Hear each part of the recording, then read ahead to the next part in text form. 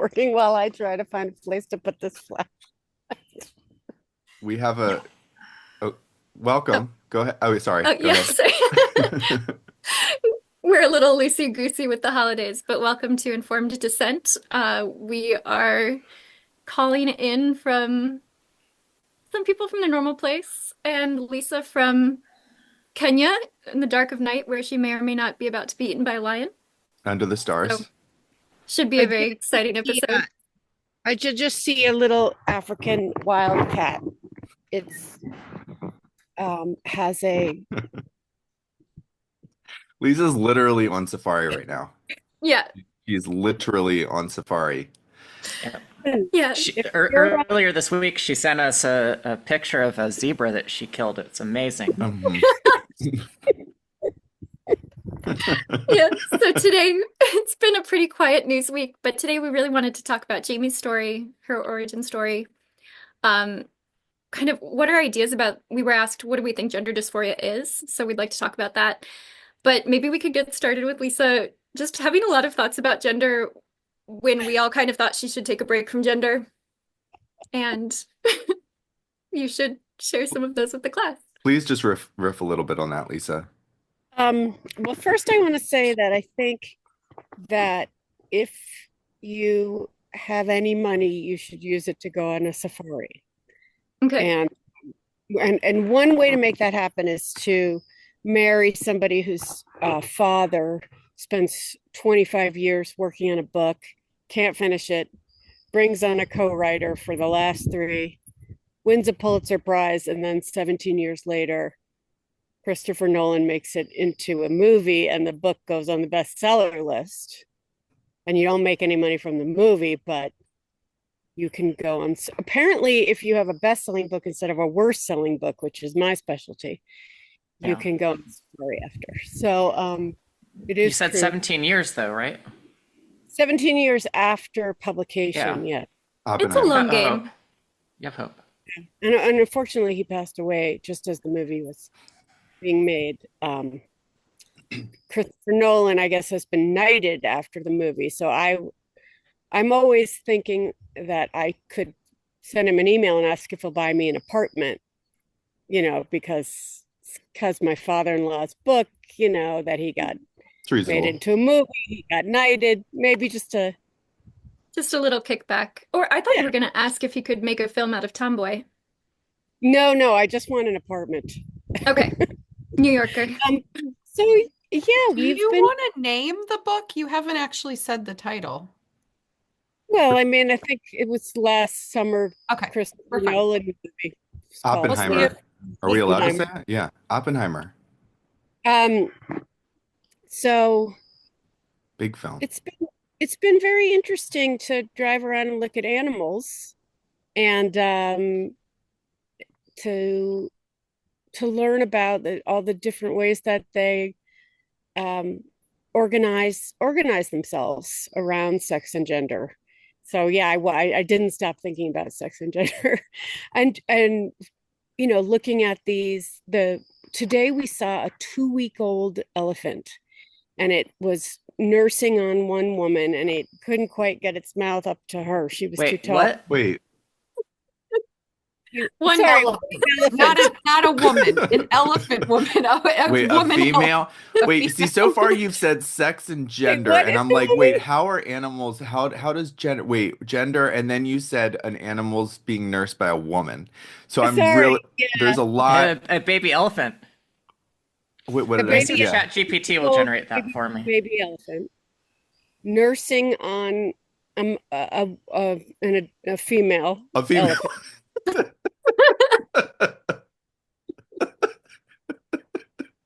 A woman elephant.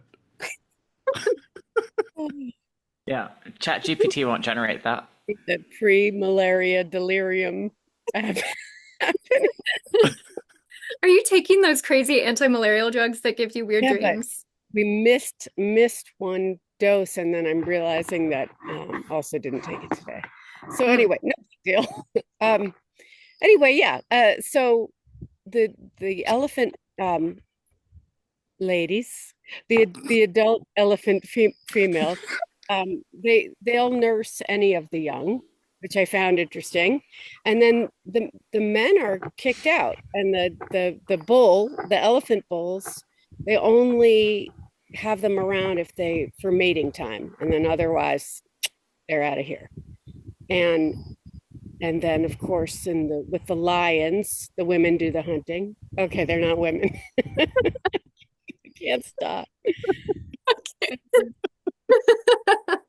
I can't stop calling them women. Lion, women or women? Women lion. Well, I really looked like weird and ghostly. And Yeah. I'm wondering, am I supposed to be under this mosquito net? Anyway, Please enjoy yeah. our last episode with Lisa Sellen Davis. Did you guys hear that roar? It's been really fascinating to think about all these animals who they're mostly they want to eat, and then they want to not die. They want to eat, not die, procreate, not have their children murdered. And then I started thinking about the clownfish, and why do the clownfish change sex? So they can reproduce, Mhm. right? I mean, like everything out here is trying to survive and reproduce. And occasionally Yeah. they're having a little bit of fun. And how strange it is that this gender movement, whatever it is that's happening, is in service in a way of the opposite of that. And I think that I think it's really helpful for these young people all mixed up about what is sex and what is gender. We're going to talk about what is gender dysphoria. So a lot of what they've been told that sex is and gender is, and which is the constructed part, and which is the biological part. And if they spent more time in nature, they might feel a little less mixed up. And I also think that the more these kids are on social media and the more they're living through machines and constructing a reality through like a digital reality, that and getting more and more divorced from their body, that just seems like a big part of the problem. And I think there's a reason that some of these kids, I wonder if you heard this, especially Eliza, because you've been What's that? parenting. Well, what I was going to say was Sounds like big feet. It sounded like it sounded like grunting. no, it's and just big. the leopard coming to get me. Well, just a lot of the kids who were young people with gender dysphoria who were faring very badly seem to do better with horse therapy, with equine Yeah. therapy. So, yeah, go on a luxury safari. Equine therapy. So Equine taking children out and giving them pony rides is better than giving them estrogen and testosterone. You know where estrogen comes from. Horse urine. Yeah. Horse urine Oh, has. I right. did learn that years ago from Bob Ostertag's book that Me too. stallion urine has more estrogen than what's a female than the Stallion? woman. Yes. Yeah. The best source wasn't mares, it was stallions. Wow. Ironic.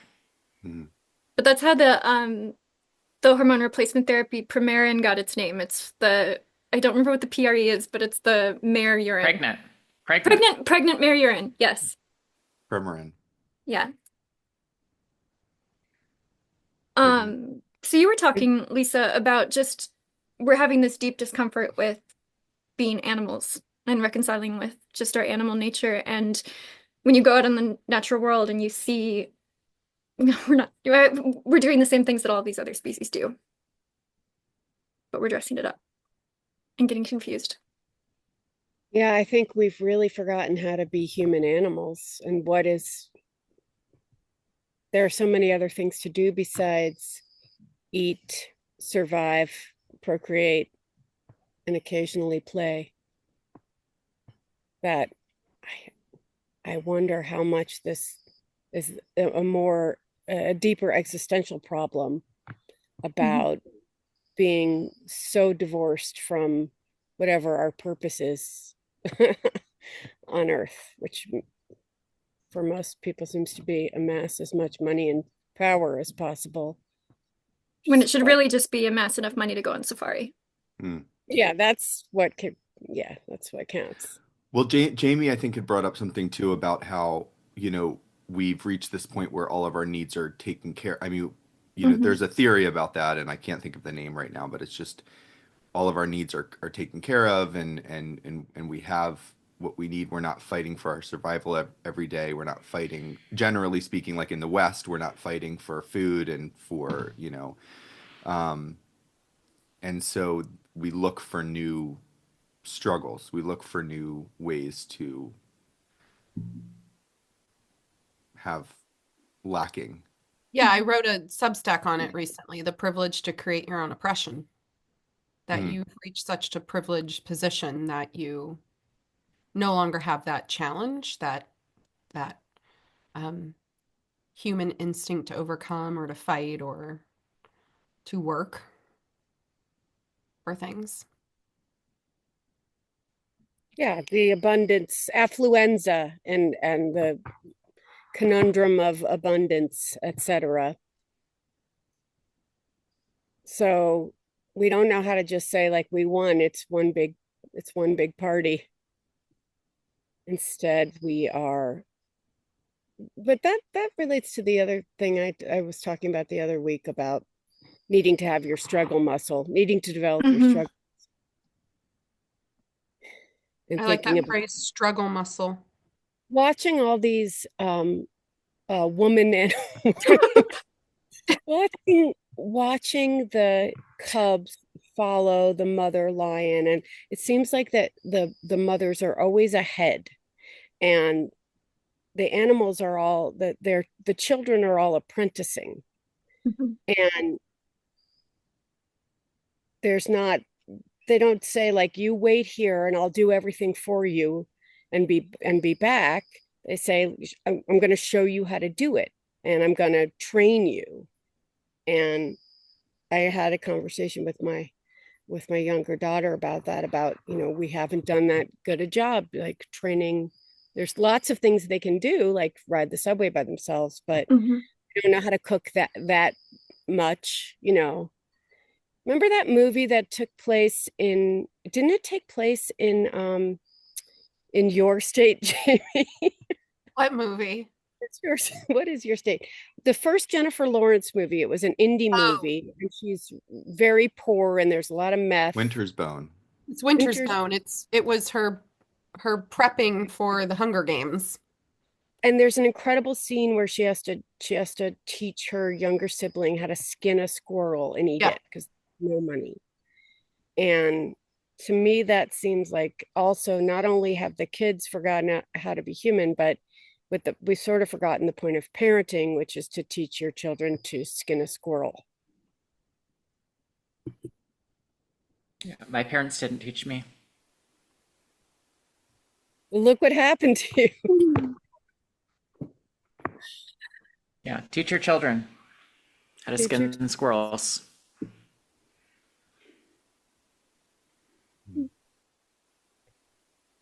Do you feel like the animals that you're seeing, Lisa, is there a health? Do you see, like, is this a active working ecosystem? Or is it sheltered? Are you like on a, I mean, we're in a national park, and they don't interfere with the animals. You drive, Mhm. the animals are used to this big these. They know who's dangerous and who's not, and they don't perceive these land rovers as dangerous. So the other thing I was noticing is that the impala and the dick my favorite, because of the dick jokes that they're these little, they look like a deer and a bunny and an Mhm. elephant shrew had a baby. um and any animal that is a pack animal and is easy prey has this very intense startle reflex, right? And Yeah. Yeah. they jump very easily and they run away, they scamper away quickly. But the elephant and the giraffe and the animals that are not in a lot of danger, they just like slowly look up and say like, is it a problem? Oh, it's not. And then they go back to eating. And I have a really intense startle reflex. So I keep thinking like, oh, I'm prey. I'm like, I wonder if people who don't easily perceive danger and are calm are somehow, leadership material Or descended because from the elephant women. or just from the elephant women, whereas I am a dick. I am descendant of the dick. Okay, And I you think and that's good. you've been sending us dick pics all week, so we're gonna put some of those in the show notes. I've also been getting pregnant giraffe pictures and nursing zebra pictures, but the zebras are adult zebra women nursing baby zebras. Yeah. I maybe can't even have. There's some pretty good research lately out of England that says that the male zebras can nurse just as well. Mm. If they give them Premarin. No. well, it's domperidone, but it sounds a lot like Dom Perignon. So Yeah. it's hard to say if it's champagne or Lactation stimulation. Yeah. yeah. Yes. But also pregnant mare urine. I'm surprised that is not regularly served or isn't like a profiled in goop as a wellness drink. Yeah. This might be the cure for long COVID. Right. We should Gwyneth Paltrow we needs should to get on that. Urine might be a bridge too far. we should do some double-blind studies. Oh, I thought you were gonna say we should do a product line to support the podcast, but Oh yeah. Yeah. maybe we could do both. Yeah. The Yeah, subscribe informed. now and we'll send you some pregnant mare urine. Yeah. Then people might start calling this podcast informed pissant. We'll also send you dick pics if you sign up for a paid subscription. Corey, please promise me you will not make a jingle about horse Informed. urine. Yeah. Okay. Really, I want the jingle. Have you heard Nina Paley's glove jingle? No. Okay. We'll have to include that in the show notes because it has been chasing me around for the last week. Okay. Yes. Should we talk about, or are we doing Jamie's origin story? Yeah, let's talk about Jamie. Yeah. I'm really scared to do an origin story with you all. Why? I've been like really dreading this. Oh. And I've been like, Because she doesn't want to cry on camera. I don't, and I've been like overthinking it because I feel like how I became a whistleblower's been described like umpteenth times, and I don't feel like I should talk about that again. So then I guess. Oh, sorry. Oh, go. If you pull things from me. I think it's interesting. What interests me in some ways, because you and I have talked a lot about my friend's movie, which was, my friend made this documentary in 2015 and Jamie saw it and that inspired her to go into this. And since then, and since you've come out of it, you've also been thinking a lot about your own childhood. And so I'm curious how all that worked in you, how when you saw that documentary, considering who you were married to, considering your own past, how did it make you feel like this was the next big thing? This was going to be your life's work. And this was a documentary about trans kids, right, Jamie?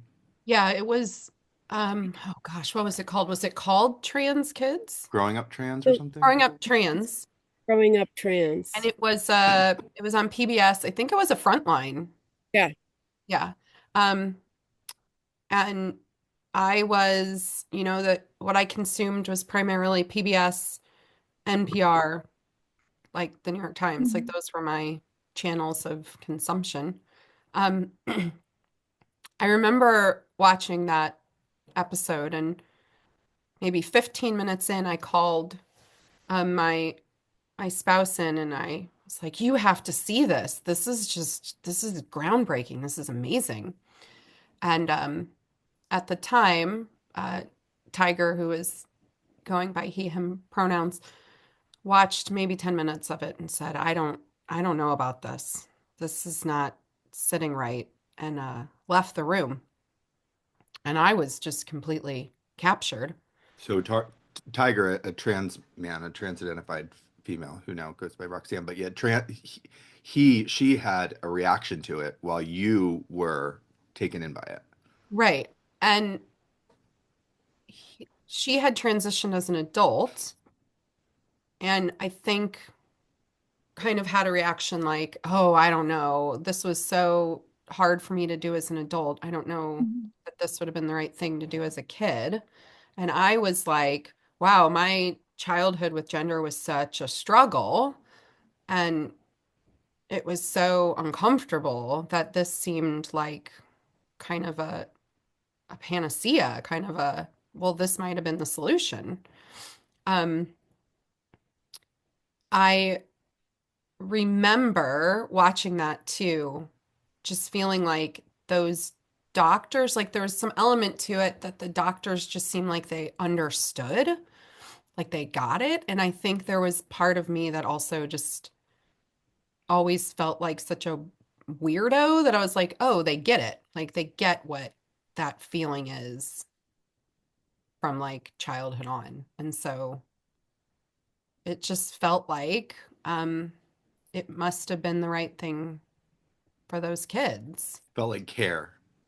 It did. That's the right word. It felt like care. And I think the part that I've been struggling with thinking about talking about like my like origin story was, okay, so we talk about how all of these young kids desisted, right? If you just leave the gay kids alone, that they desist.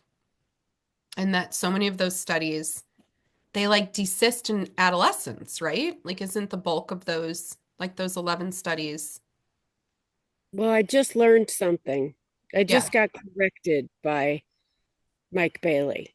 Okay. So I had been saying they desist during puberty and that puberty seemed to be the quote unquote cure. But they he and the other um head head sexologists, I'm appointing them that, that's not their actual title, said that they tended to desist by the end of puberty. So we don't know if they all desisted during puberty. They just knew that by the end of puberty. So they don't know how much was getting used to their bodies versus just time. That's that's how I was, and that if we were going to explain it accurately, we would say not they desisted. That well, I think I had been writing by the end of puberty, but to not credit puberty with causing the desistance. Because the Dutch will say that for those early onset kids, that puberty gets worse. The dysphoria gets So worse. my own experience was puberty was like hell. Like childhood gender nonconformity or gender dysphoria, whatever that is, was like,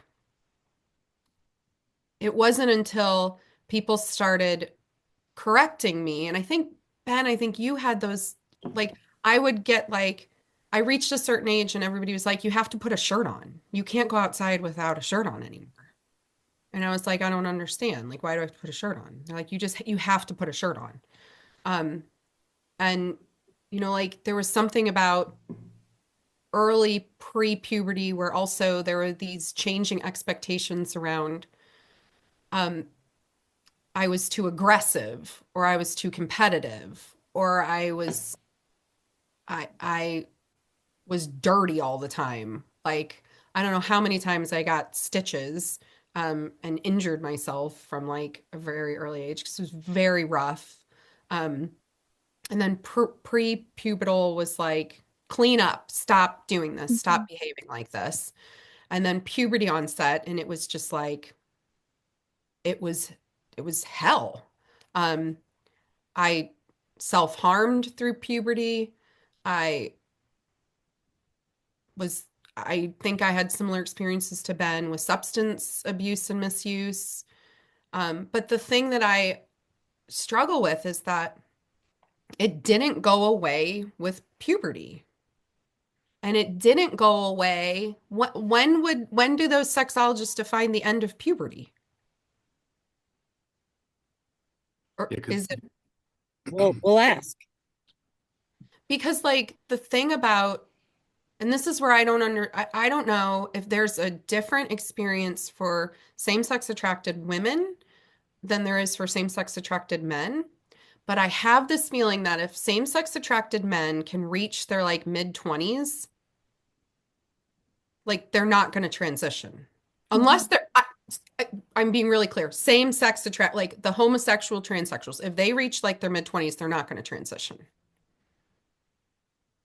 But same-sex attracted women can reach their 20s and they're still transitioning by like the boatloads.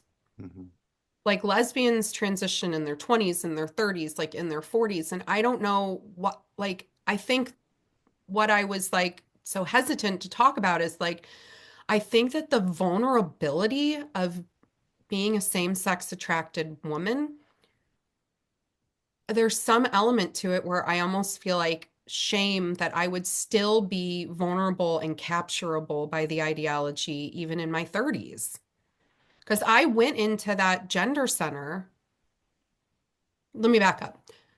Maybe 3 to 4 years before I started working in the gender center, I was working in a HIV service org. And trans was like picking up in like, it started to like be more popular and more people were trans identifying and non-binary started coming up.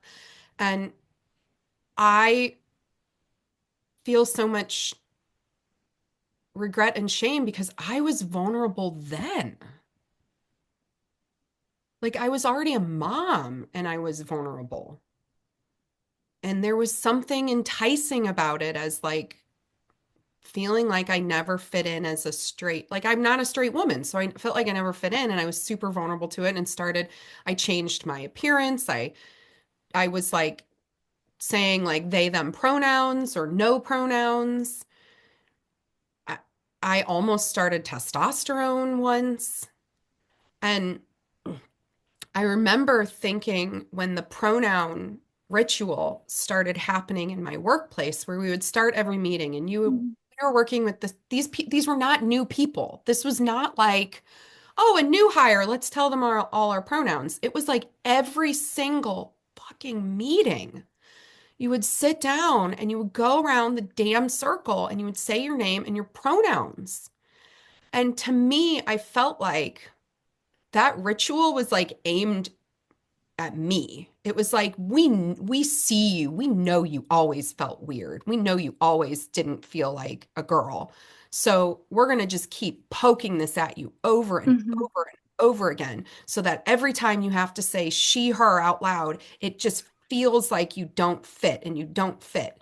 And I think there's something about that repetition to it that just like if you have to keep reassessing every fucking work meeting, am I a woman?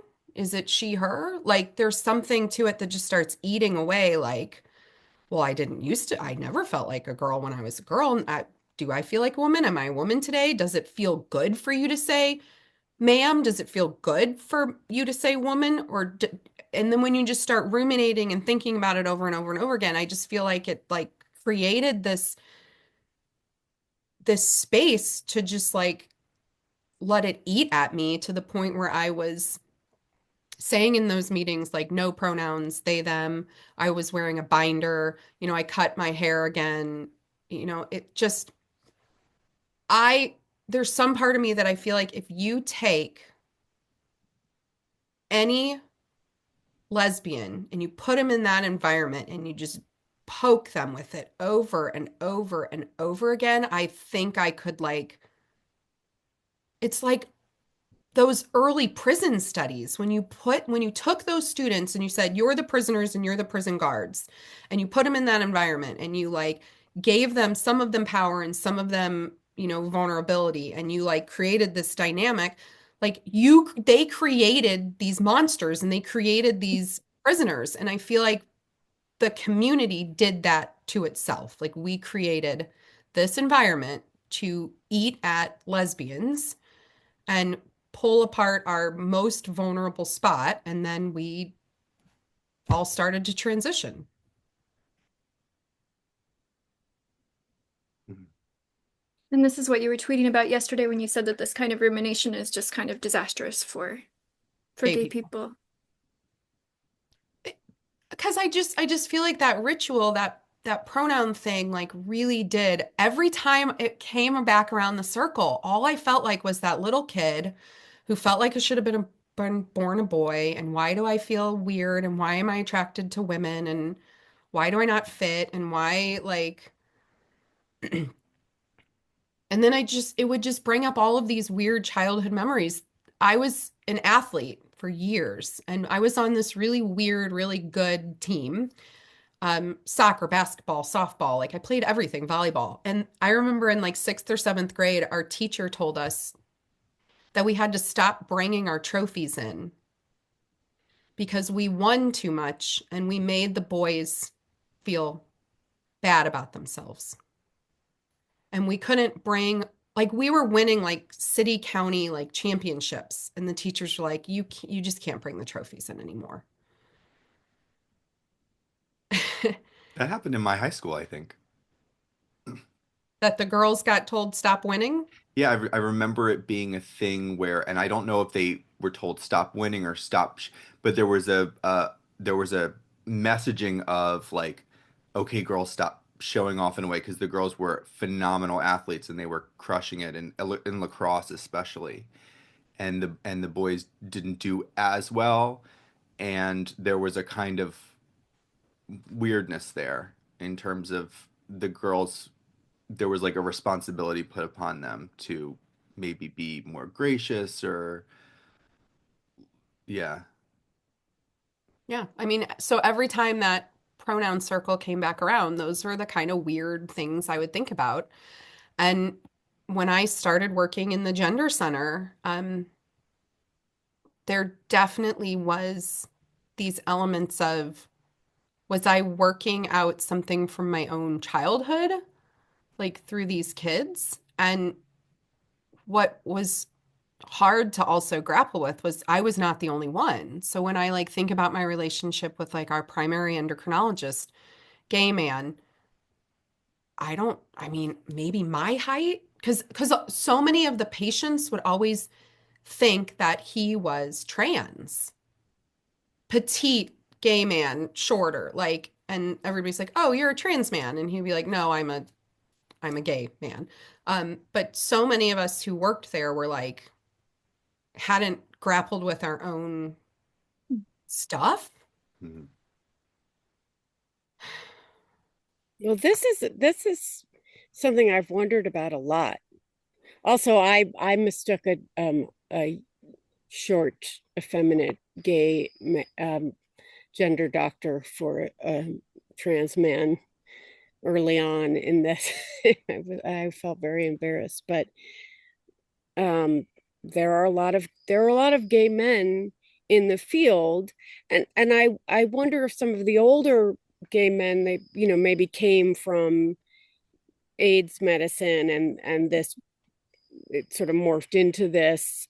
But with the younger ones, I sometimes wonder if they're um, living out some kind of childhood fantasy of escaping their sex, that if they were effeminate and bullied and dreamed of being a girl, and maybe they want to ease these kids' suffering, but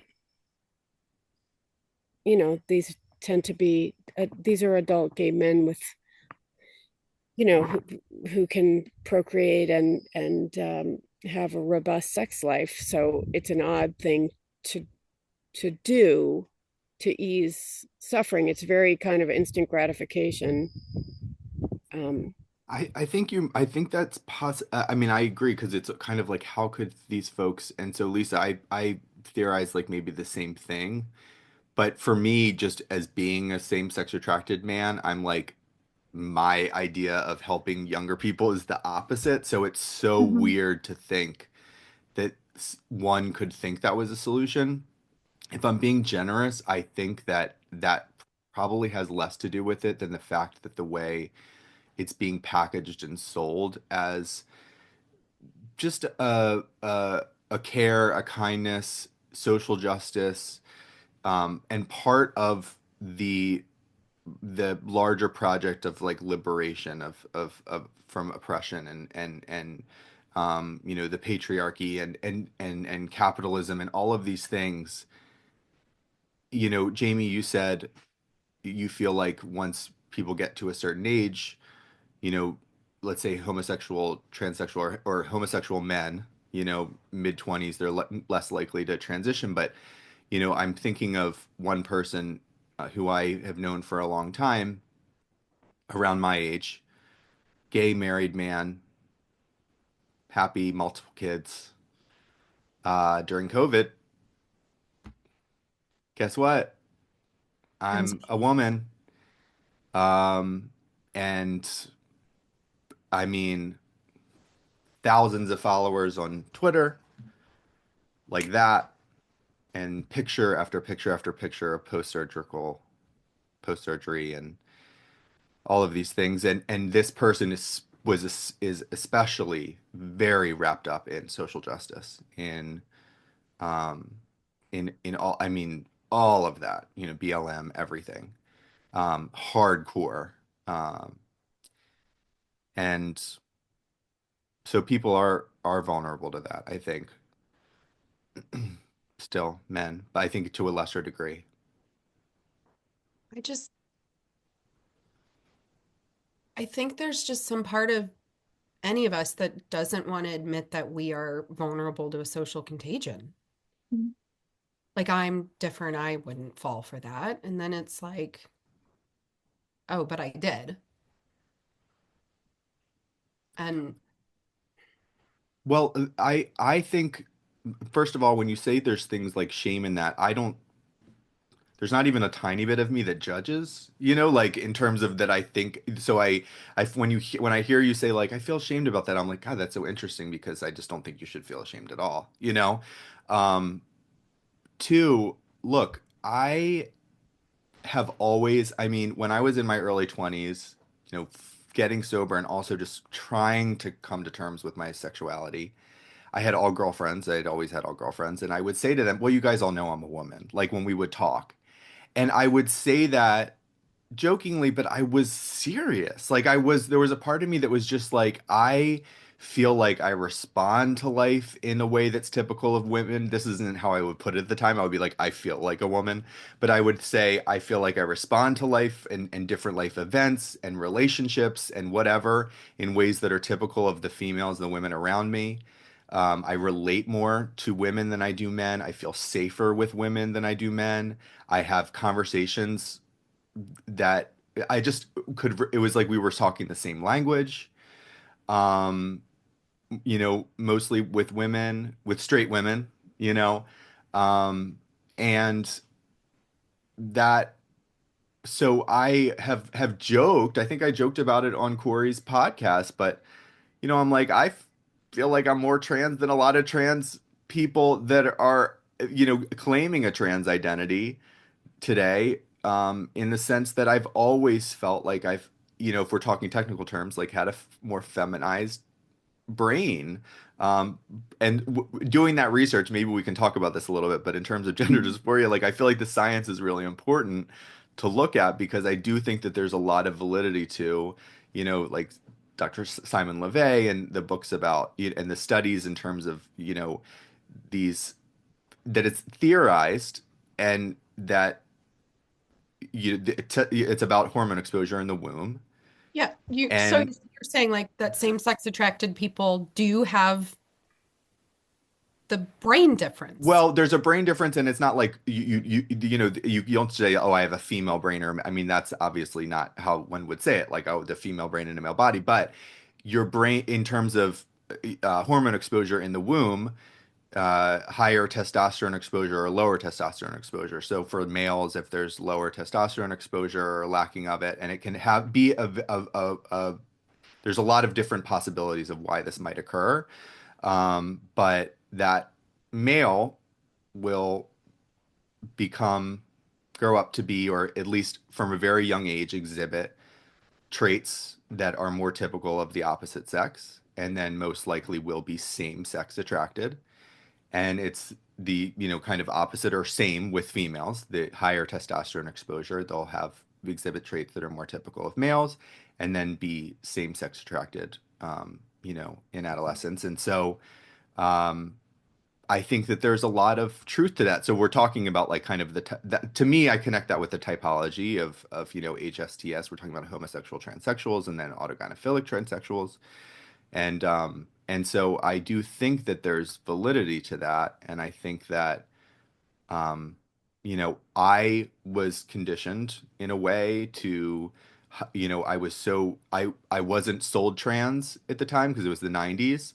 So like I said last time, I did drugs and alcohol and then just did hyperconformity, like Yeah. sponged femininity from, constantly self-scanned for femininity and, cut my hair and walk differently and talk differently But see, don't you feel like even doing that though, like I can code, I don't know, I can present like super femme, but in the workplace, I was always getting in trouble.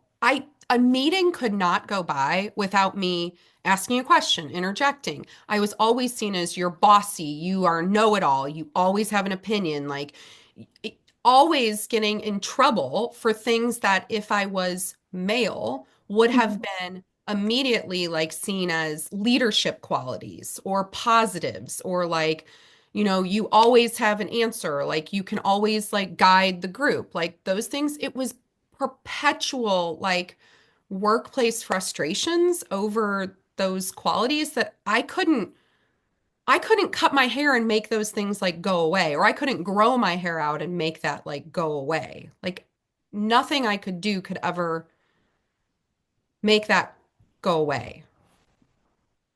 And I don't know if that's what like I don't know, but like that's what I felt vulnerable to when trans was presented, because then it's like, well, maybe you're just male, and if you're just transition and you're male, then you'll fit in the way that you Mhm. automatically just act. And honestly, like it still is there. I posted a picture of myself at the gym having, and I don't know how many people commented that I was T-girl coded. I had to ask you all what that even meant. And Lisa asked if it was a rapper. And Eliza and Corey knew like right away. Mhm. which is what does it mean? What is it?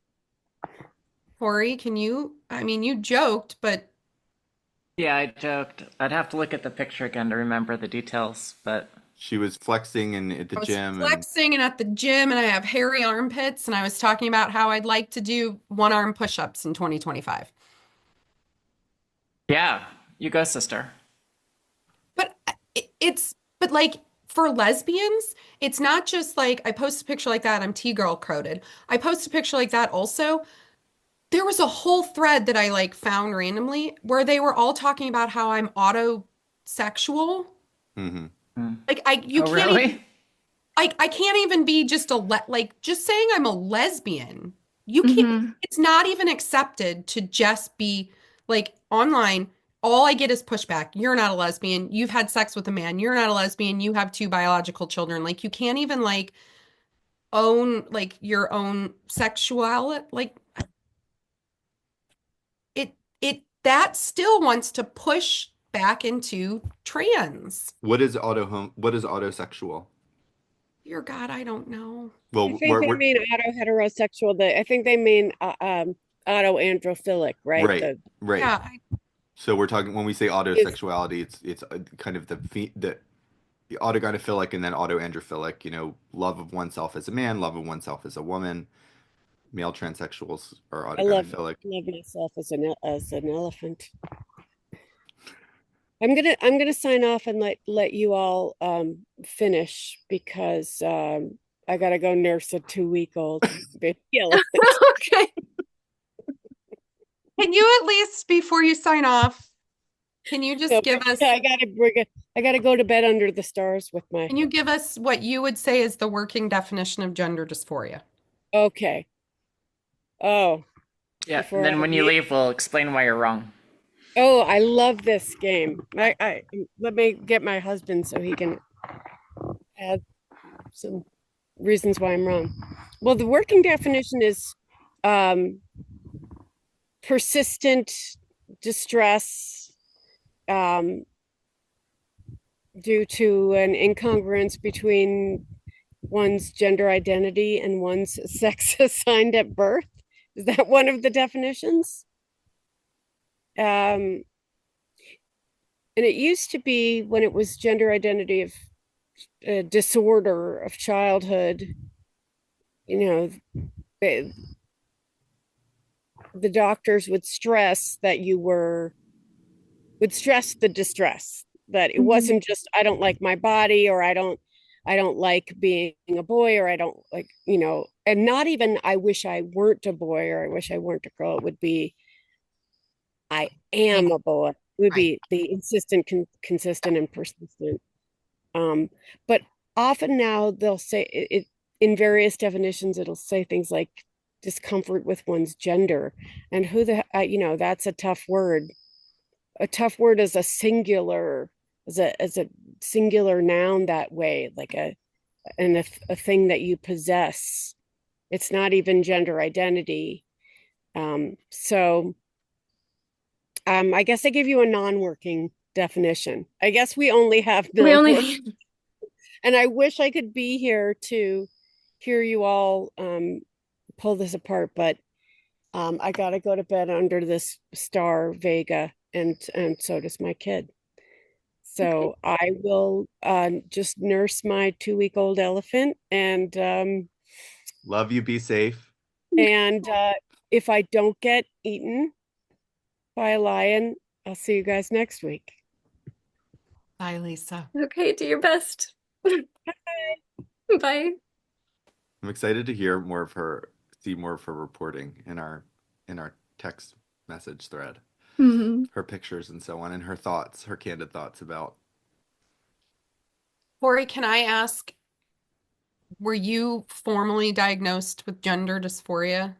No, that wasn't a thing back in the early 90s.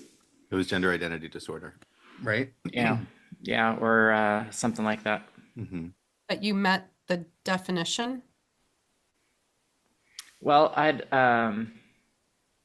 you know what kills me is I got full copies of all of my files back from when I was a kid, and when I had them loaded in my hatchback when I was driving from Reno to Virginia back in 2009.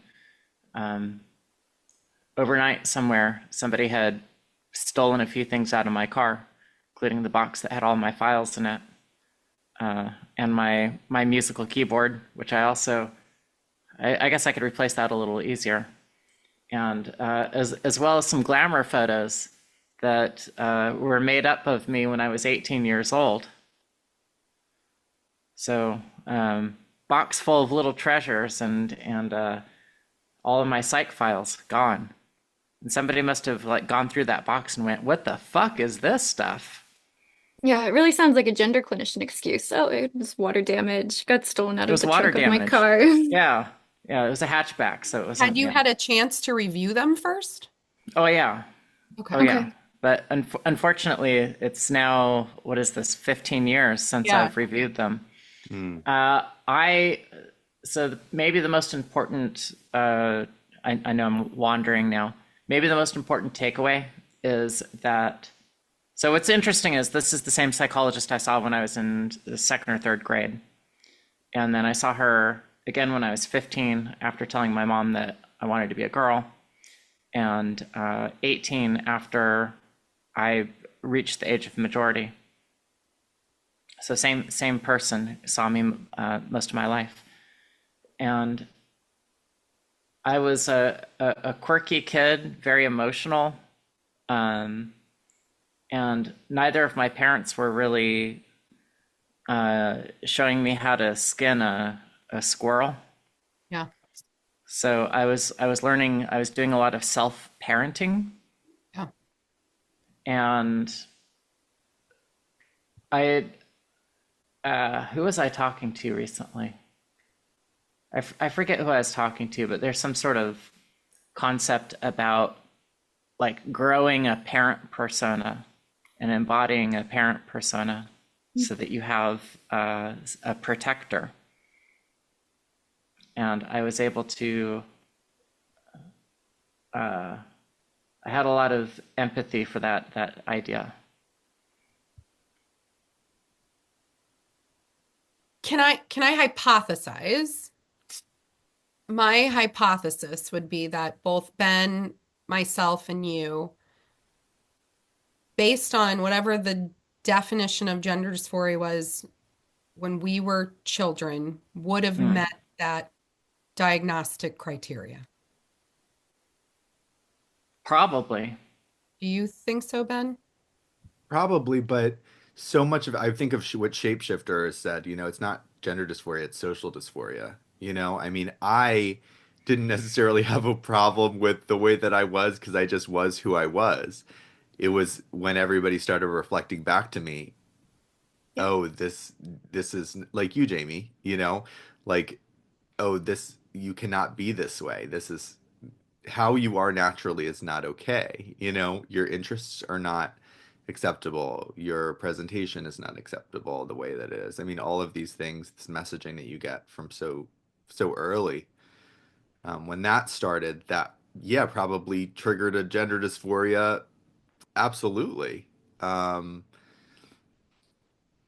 but it was a social dysphoria. All right. Can I share from a Twitter thread earlier this year? Yes. All right. This isn't exactly gender dysphoria, but it's an attempt to define gender identity. And I think that we can talk about gender dysphoria in this context. Okay. So this is my best attempt. Gender identity is a phenomenon arising from an individual's personal experience of feeling estranged from members of their own biological category, which can lead to psychological distress, there's the gender dysphoria, and may involve the belief that changing their biological category could provide relief. Okay. I want you to read it one more time. So the phenomenon of one more time. Give it to me Yeah. again. All right. Gender identity is a phenomenon arising from an individual's personal experience of feeling estranged from members of their own biological category, which can lead to psychological distress and may involve the belief that changing their biological category could provide relief. I would simplify it a little bit. If I could go back and edit this, because it's a little bit redundant, but it's just this idea of, like, the key idea is estrangement, distress from that estrangement, and a belief that to resolve that distress, you should change your category. Yeah, I remember when you tweeted that. I thought that was really well said. Thank you. And I think it's an easier definition to work with than the idea that, this magical crap of, oh, I believe I'm a different sex. Mhm. That's not a very workable definition. Yeah, but that captures the estrangement and the desire to change as a solution. Can I just add, I'm not trying to play devil's advocate here. You should. That makes good content.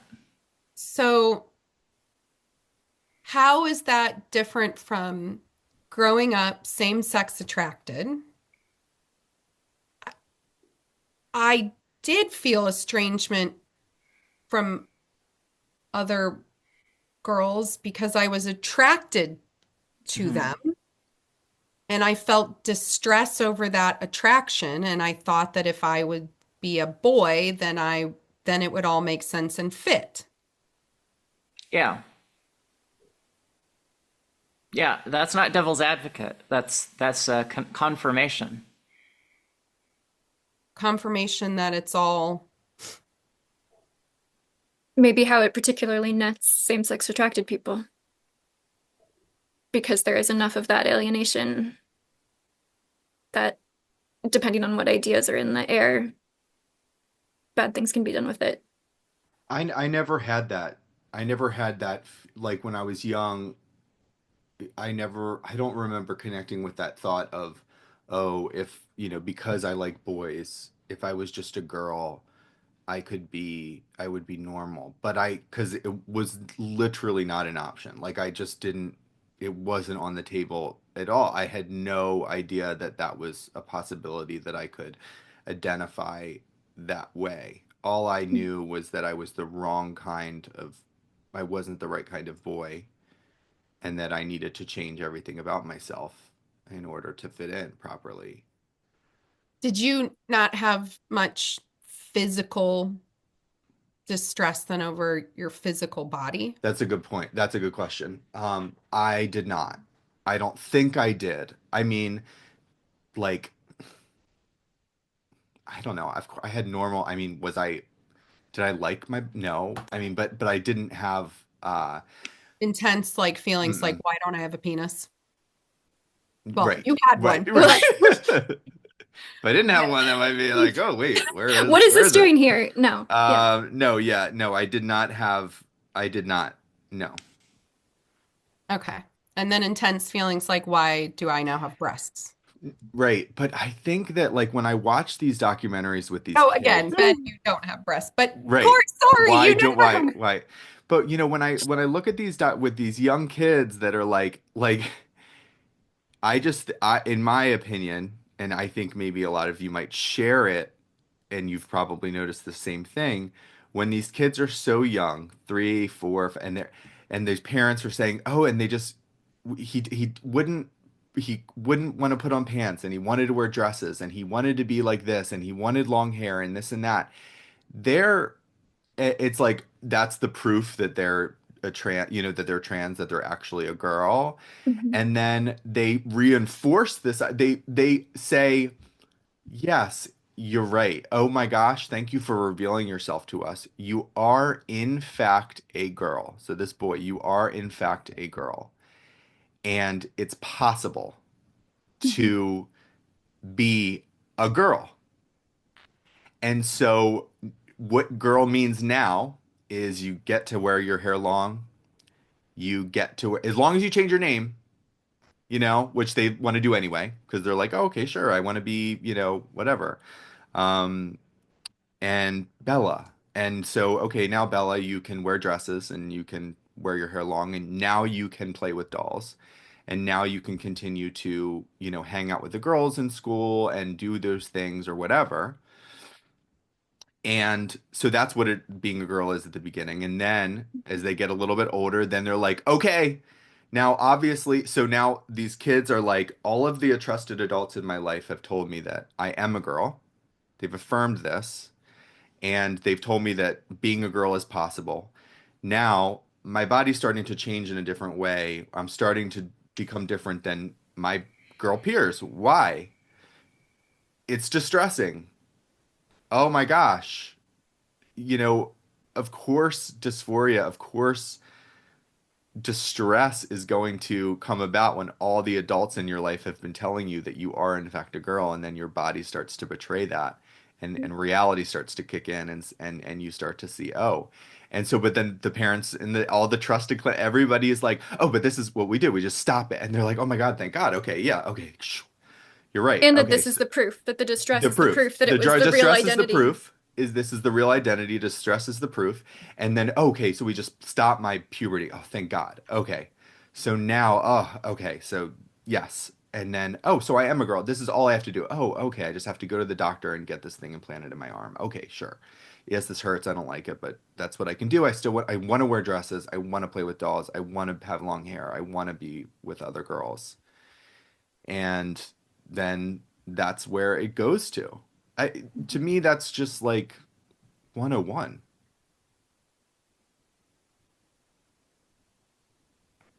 you know? And so but anyway, what are your thoughts about that? Anybody? It's just such a predictable, it's like the psychological intervention of loading a child's preferences for toys and playmates and clothing and hairstyles, and then telling them that they're wrong, and then they hit, like, it's the most predictable progression as an intervention to create extreme distress. 100%. 100%. So I just wonder, like, go ahead, Jamie. I just still feel like even without it being preloaded, I still think because there's some element of this like homophobia that just still exists, that like the through line, that distress can still be there for gay people, but that the solution is just what's not, like what's presented as the solution is just what I just find so wrong, is that it's like I just don't feel like I really don't feel like anybody preloaded the distress of my body. I get the social aspect where it was like, put a shirt on, you can't do this, like you can't do that. But I still feel like there was some element that was just there. And I don't know how to tease that apart too, because I grew up in a Catholic household. Hmm. I don't know how much I was like fed. I don't know how much I like internalized about homosexuality being wrong. I Yeah. remember distinctly in high school, in our religion textbook, there was a passage that said gay people should be discriminated against in the workplace if the job entailed working with children. Hmm. And I remember feeling like, damn, like nobody nobody thinks we're good people. Um, but I just worry so much about how that Mm. distress and homosexuality just it just lines up so perfectly with this diagnostic criteria that I just feel like it was made. Yeah. Somebody says to me over and over again, this was made for us. This was created for us. Oh yeah. Oh yeah.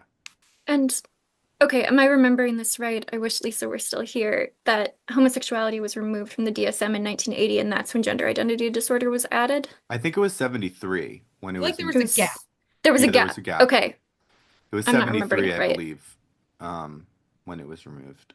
But then but then I do feel like it was just put back in just a different form. Guys. Exactly. Yeah, and it also really lines up for the distress that a lot of girls in particular feel at puberty now, the manifestation now with RGD, where it's like, of course you hate your period. Of course you hate your breasts. Like it's just like this thing that almost every girl is going to go through, and now it means you're a boy. Yeah. Hmm. Yeah. So Corey, yeah, it is oh, go ahead. I was just going to say, when you wrote that definition, when you tweeted that out, um, what was the response?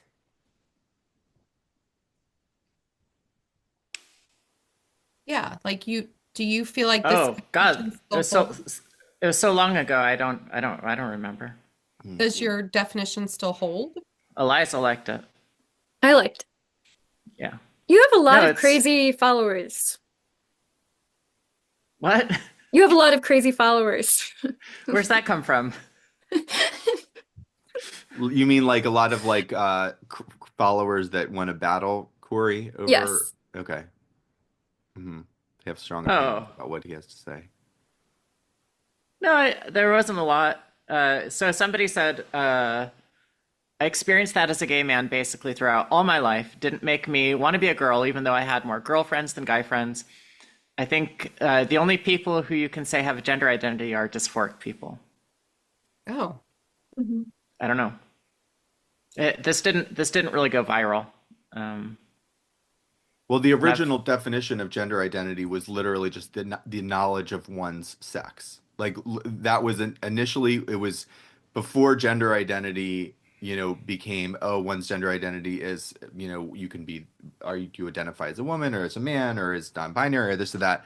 And how we understand it today, gender identity was just a name that maybe Stoller, I think, is one of the names. Mhm. Robert Stoller, for some reason, is one. The gender identity is just when is something that occur.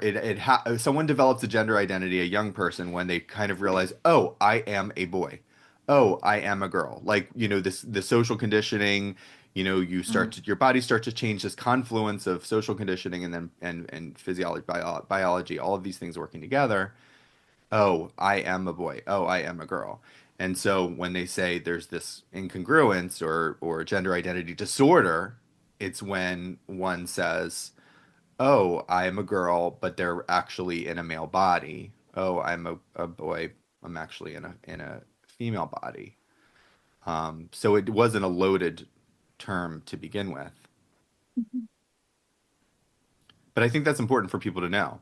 I think it's important for people to know too that when we're talking about all of this, we're talking about, we're not talking about autosexuality. We're talking about HSTS. We're talking about homosexuality, or we're talking about, gender nonconformity. Because there's a lot of, trans is a big umbrella.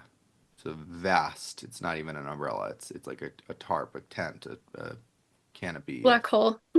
or a circus tent. So maybe we don't really need to get into that, but Corey also had another interesting tweet that I was asking him about recently because we had a discussion about this in a recent Substack that I wrote. Yeah, about trans-identified men who support transitioning children. That one. Yes. Yeah, that was a very interesting tweet. It was. Yeah. And we'll put that behind our paywall. No. Do we have a paywall? we do not have a paywall. No, we don't Dang have a it. paywall. All right, I guess we can talk We've about had it some then. really generous, absolutely generous donors. So we're just to let our listeners know we're figuring out things to do for paid, contributors, because we definitely want to pay that back. Oh. And right now we just have dick pics, but Right. Yeah. Why don't we do like a Right now we solicit questions? Do like a live thing for people who donate, That would be a good idea if they wanted to do that. and then we Okay, can but- publish it afterwards for other people. They just don't get the live part. okay, but your tweet before Yeah. we run out of time. And because we Oh don't my have a paywall. gosh, I didn't know that there's a timer. Okay, let's go. Well- Are you done at 1:30? I'm off today. It's holiday for me. Okay. So yeah, so normally this is like my lunch hour that we record. So I have a little bit more time. Okay. The idea here, so I don't remember the exact tweet, but the idea here is that when we look at people like our friend Admiral Rachel Levine, who transitioned as an adult, married to a woman, has his own children, and then now he wants to sterilize children so that the boys look more feminine after they transition. So I when I was young, I encountered men, trans-identified men, trans women, who were just basically the carbon copies of Dick Levine, who would always tell me about how jealous they were and how lucky I was, and yada, yada, yada. And I got to the point where I would start turning the tables on these guys a little bit, because from my point of view, they had wealth, they had families, they had social positions that, of course, were damaged a bit by transitioning, but which they usually didn't lose. They had all sorts of advantages, which, since I had transitioned right at 18, my entire adult life was uphill because of that. And I would ask them, you have all of this stuff. Would you trade it to be in my position? And it freaked me out, because every single one of them that I ever asked that question would say, yes, I would trade everything to be in your position. But of And course, they that's didn't just have to. bonkers. No, they didn't have to, but that's what they wanted. And the other thing that was very confusing to me is that I never wanted to be a trans woman or a trans girl. I just wanted to be a normal girl or normal young woman. I had no trans, like, that wasn't my fantasy to be trans. And it didn't, like, I couldn't understand their jealousy of me when what I thought would be more understandable or more comprehensible would be for them to be jealous of women, which they also are, actually. But I didn't understand their jealousy of me. And it is my belief that they are projecting, that they have an idealized sexual self, and that is of a male who is feminized from an early age. That is their ideal sexual self. And that the reason that they support transitioning young people is because, although they cannot become their ideal sexualized self themselves, they can build other boys into iconic expressions, right? They're realizing their own unattainable sexual ideal goals by helping other boys, like, become what they wanted to be. Okay, can I ask a question? Yeah. Okay. I think that this trajectory is exactly what they had in mind. And I heard somebody yesterday, Who had in mind? the adult trans women, they wanted to create this army, this group of the young, feminized, young, they wanted to do that. This was the goal. Do you think that the ROGD girls was not on their radar and blew the whole thing out, and Yeah, the ones that that was the mistake, and that they were like, oh shit, all these ROGD girls happened, and they're not oh shit, Jamie. Okay. They're not oh shit. It's just a side effect. And the crazy thing, this is so crazy. These trans women, I wish that I could. Is there like a video effect that will put quotes around my head every time I say trans women? I know. I said that last week too. Every time I'm saying this, I'm doing it. Yeah. I need the little digital versions. These trans make women. a noise, ding, like a, or just like a bleep it out. Yeah. Perfect. Maybe I'll make a little sign. They don't care about the girls, and when they say, well, how many? This is so insane, but I guess I'm just going to explain. They will say, well, how do you think it is for boys that have to go through puberty, and then their bodies are destroyed by testosterone. So it's not a big deal for these girls to have their bodies destroyed by testosterone because that's the trade-off. Yeah. Okay. But do you think, first of all, do you think that I don't think they had any foresight to see this epidemic of the ROGD girls happening. That they had any foresight. When they unleashed it, they were like, yeah, they're not unleashed. So you're using two different theys there, Jamie. And I'm sorry, but I'm going to be difficult about this. Okay. The trans women who say these things are not the ones who are unleashing these therapeutic pathways, these medical pathways. Those are two different groups. okay. So when But they're fighting Jack Turbans of the to world, keep it alive. well, I wouldn't say that the trans women collectively are fighting tooth and nail to keep it alive. I would say that there's a very broad coalition of activists that are trying to preserve this type of medical therapy. Again, I need the quotes to appear when I say that.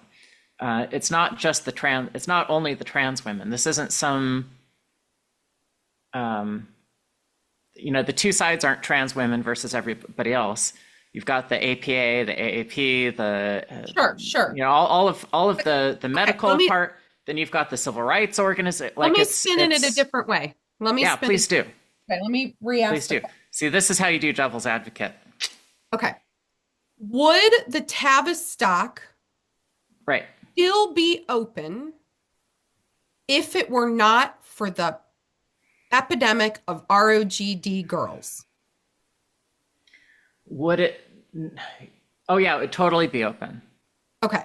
It was because of this epidemic of the ROGD girls that the light was shown on it, and all of a sudden it was, oh no, we might be transitioning a whole bunch of straight girls. Yeah, there's some element of that. Or we're transitioning a whole bunch of lesbians. But you also read Hannah Barnes's book, Time to Think. So I presume you have. And just nod if you haven't. I have. Oh, yeah. I've read both versions. I have the hardback and the paperback. Because I'm in the paperback. I'm in the addendum in the paperback. Anyway. Oh, are you? Okay, congratulations. Yeah. The reason that the JID's closed is not just because of girls, but it's that explosion of the young people starting in around 2012, 2013 or so. The majority of whom were girls. So it's the social contagion explosion is why it closed. Right. Because they could not handle the volume of cases and things just started getting crazier and crazier. Can I say one thing too? Going back just slightly, Corey, you had talked about, the adult trans-identified males wanting to be, the feminized young boys. But could it be more that they wanted to be little girls? No, they don't want that. No. Why do you say that? Because that's not their idealized sexual self. I think it is. I thought it would be. I mean, you want to be female so badly. They don't want to. It's the transformation. Oh. Okay. Is there an element of like subjugation to that and power? That probably, but it's I don't have the framework to unpack it in that direction. Okay. Well, so when Andrea Chu says sissy porn made me trans, that is more about subjugation and the power though, right? But it's about being feminized. It's not about being a girl. Right. Okay. Yeah. Correct. Ben is really mulling this over. No, it's interesting. I am, yeah. What's that singer who transitioned at 16 in Germany? Hunter Schafer? No, Or- but that'll do just as well. No, Um, but they'll do. well, I just needed an example, a well-known example. The adult men want to be Hunter Schafer and not Jennifer Lawrence. Oh, that's a good point. Yeah, I get it. Oh, They want to be a It passing, yeah. relatively passing. Mhm. Yeah. Yeah, that's that's the target of their idealized sexual self. Mm. They want to be hot tranny, not hot woman. Mm. I just love the expressions. Everyone's just like, what? Well, okay, I'll admit what I was thinking of for a moment is do I have what you said that the phrase the sexualized self, the Ideal sexuality? Idealized sexual realized self. sexual self. I don't I don't know that I've ever dwelled on my idealized sexual self. Yeah. I mean, is that a explain how that is a thing? Because I don't think we or you or me or anyone who doesn't really know that because they're not autosexual, so they're not If I don't, all right, have you ever felt like if I lost weight, maybe I'd be more attractive? Yeah. If I lifted weights and Yeah. and got Absolutely. cut, I'd be more attractive. Yep. So that is towards becoming a more sexualized ideal of yourself. Mm-hmm. If only I had like cut abs, then I would be more sexually attractive. Mm-hmm. I would be able to make steps towards my sexual ideal self.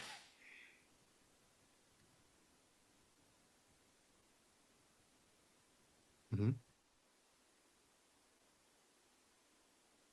And so the AGP men are their sexual idealized self is the feminized boy because the Yes. feminized boy becomes the sexy tranny. Right.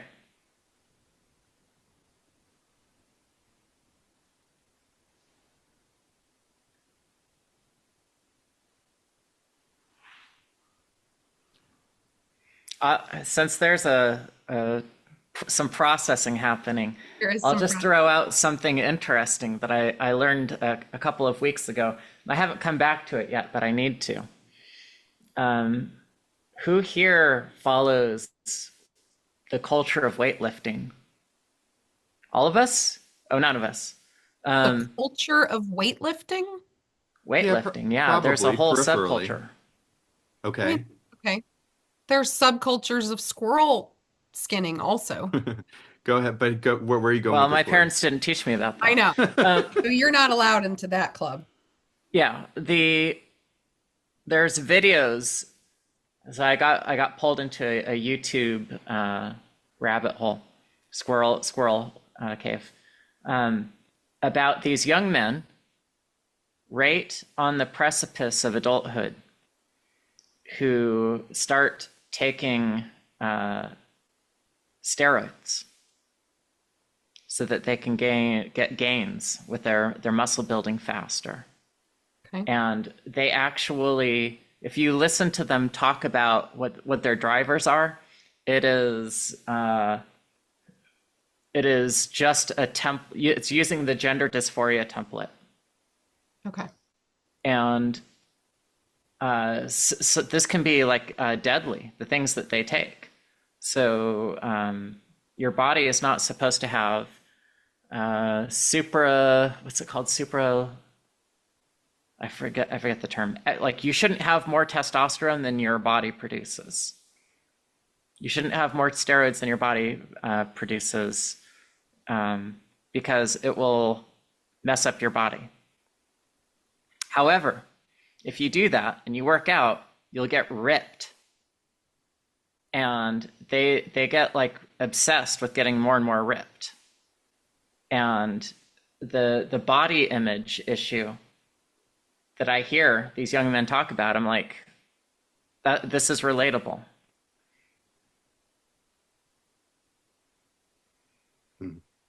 It's relatable, but doesn't it circle back to doctors aren't telling them that that's Oh, they don't true get it from doctors. and good, and that society Yeah. isn't saying you need a flag for that, and this is your authentic, true Oh, there soul. is some of that. There is some of that.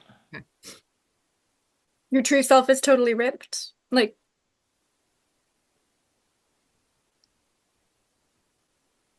Yeah, it's your ripped self is your authentic self. Okay, sorry, I just need to circle back for a minute. Yeah. If we take away the child transition, Mhm. if we take away that idealized the idealized sexual self of the male who wants to be feminized at an early age, if we've completely removed that as a possibility off the table, can we socially pressure that desire decreases?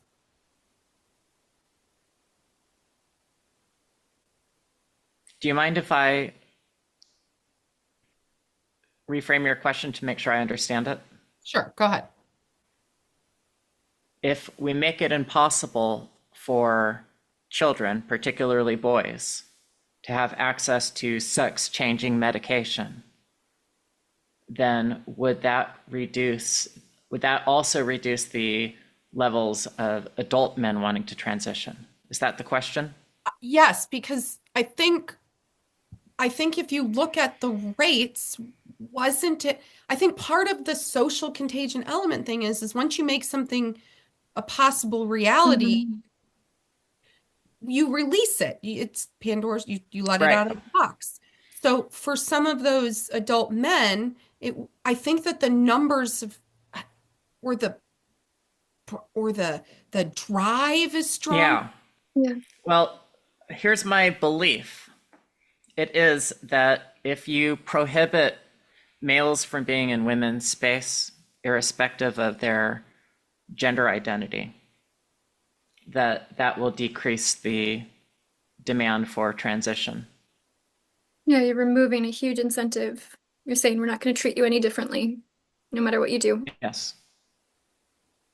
But I think that Jamie is onto something too, where it's like the idea of transitioning children and that kind of sanitized image of child transition and the more effective transformation that occurs when you start early, it has to contribute to the kind of the allure of transition even for adults. Because it suggests that this thing it's possible and it increases the victim identity because it's like, you just missed the boat. You were just born in the wrong time. And if you'd been born earlier, you could have gotten this incredible transformation that's available now. And society owes it to you, having withheld this understanding and technology from you in the past, to make it up to you now. I think that I just see those things all the time in the MTF communities in particular. They talk about transitioning as a kid so much more. The desire to have transitioned as a kid so much more than the female communities. Mhm. Just a total obsession. The girls talk about wishing they had known what was wrong when puberty hit, and if only they had understood that they were really boys back then. But it's different.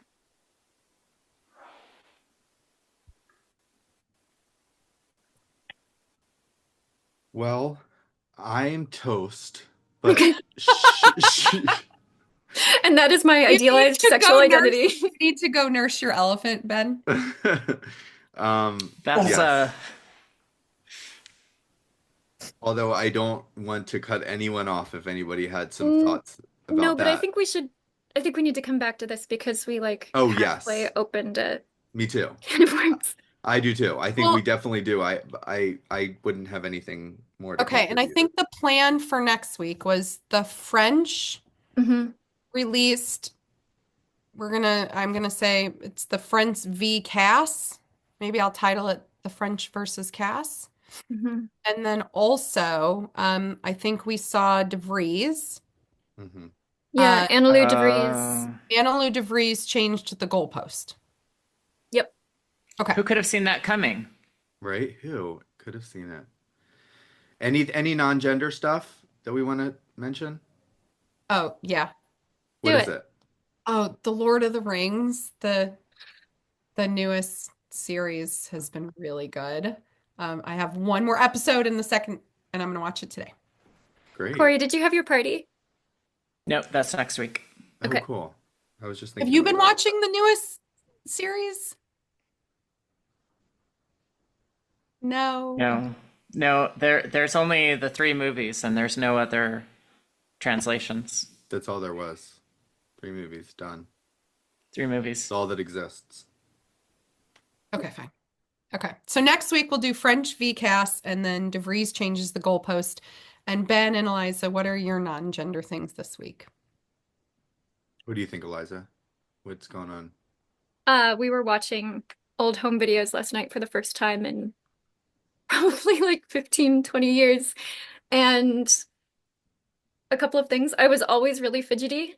Some people have commented not here about me moving around all the time during Zoom calls, and I have some proof that it goes all the way back. And it's just really, really fun. Love that. Oh gosh. I don't know. I don't know what mine is. Do you have more Christmas. recipes? Do I have more recipes? No, I don't. I don't think. Do you exclusively make pot roast? Yeah, I make a chili. I make chili as well. Chili in the Good. crock pot. There's a really good chili recipe. Um, and so maybe I'll put that on there. But yeah, shout out Okay. to good crock pot recipes. If anybody wants to share some, um, Yeah. be great. I made Do you pulled use an pork instant? crock pot. What? Do I use an instant? Okay. Go I ahead, Jamie. I said that I made pulled pork in the crock pot last night, and Corey asked, "Do you use an instant?" Pot. You mean like a crock pot, like a slow cooker? Isn't that what an instant pot is? What are you talking about, instant pot? So you don't use an instant pot. I No, That's the don't. instant answer. pots are like way different timing. They like, It's a pressure cooker, yeah, Oh, it goes real pressure fast. cooker. No, no pressure cooker for me. but it's That a doesn't cool scare pressure me. cooker. Is that the really scary one that like blows up? That's what I Or would be afraid of. okay. Like if this is such a popular piece of kitchen equipment that if instant pots were blowing up, we would hear about it on the news. Like, Okay, yeah. Okay. yeah, So they're just Okay, kind of so- nerve-wracking but very safe.